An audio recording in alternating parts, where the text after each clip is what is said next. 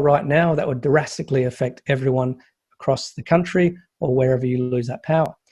This is made up. When we're mapping out things for businesses and understanding the impacts in relation to demand and capacity and availability, we break it into 3 areas for capacity management.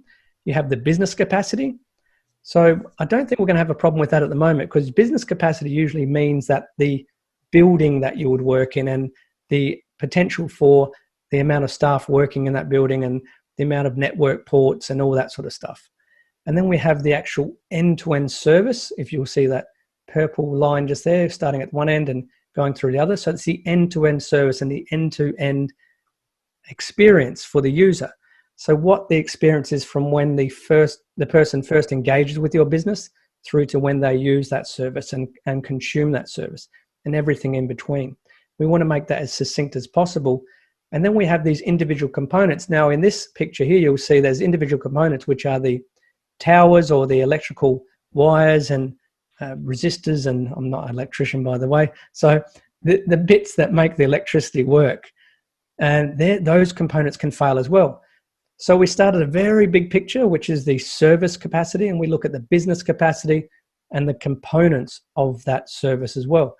And there can be breakages anywhere along that. Now if I go back to the actual slide I started with at the start, which is the capacity in relation to toilet paper. The problem we've had with this is that there was legislation in place, right, which didn't allow supermarkets to make deliveries after 9 o'clock at night in certain states, because the trucks are too noisy and it disrupted people's sleep and that sort of thing. So that's one thing that we need to consider. The other thing was the manufacturing. And then the other third thing was the people bulk purchasing and taking as many as they could, which we've now put processes in place to stop that. So they've removed the rules on delivery, they've increased manufacturing, and they've also stopped people from buying 10s and 20 packets of toilet rolls. But you can see by what's happened, it's very reactive. With demand and capacity and availability management, we want to try and have a balance between proactivity and reactivity. So we need to consider the actual potential scenarios that may occur and have backup plans in there. And in our world, they're classified as a thing called ITSM, or IT Service Continuity Management. So IT Service Continuity Management means that we look at the worst case scenarios or the disasters that may occur, and how can we fix them as they occur rather than make it up as we go along.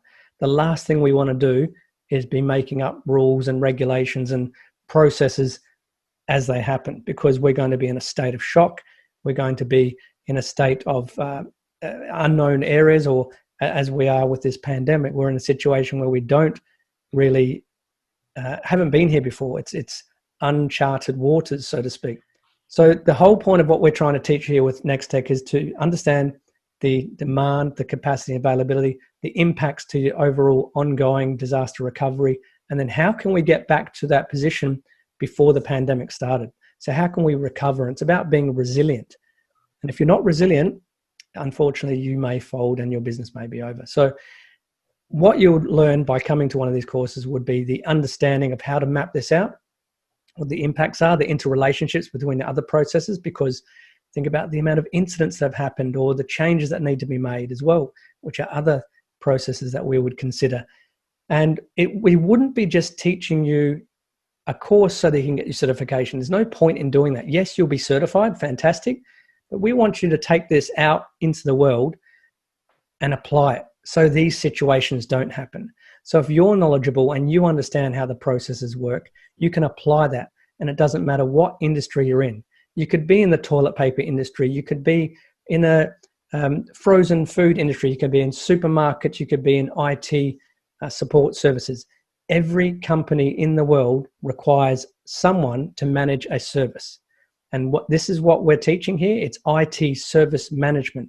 It's how to understand how to manage that service so it's efficient and prompt and effective, and we can deal with such situations as have occurred with this pandemic. If you want to do this course, get hold of us on www.nexttech.edu.au.